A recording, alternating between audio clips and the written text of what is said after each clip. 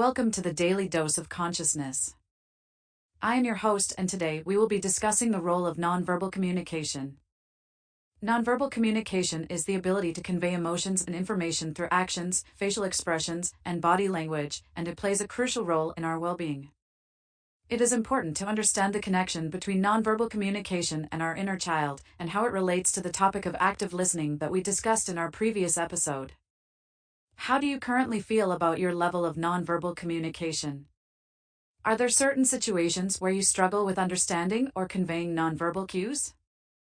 Have you ever had a conversation where the nonverbal cues didn't match the words spoken?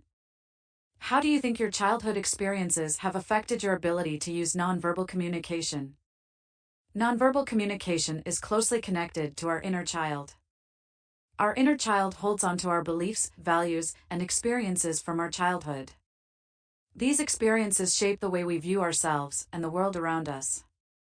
If we had a childhood filled with positive and expressive communication, our inner child will likely have a strong ability to use nonverbal communication effectively.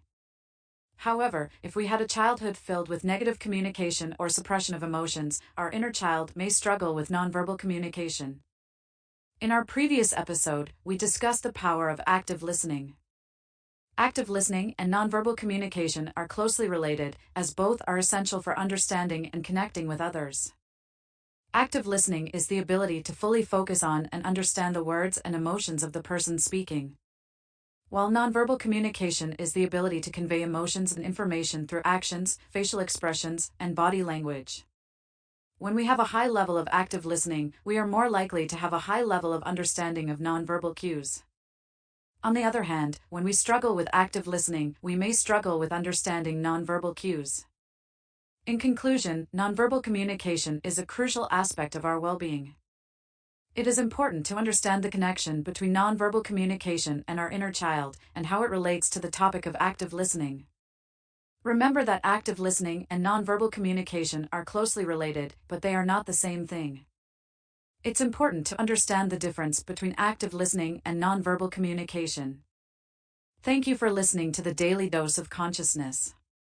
Please follow the channel to stay updated on new episodes. Remember, the journey to self-discovery and self-acceptance is an ongoing process, and we are here to support you on that journey.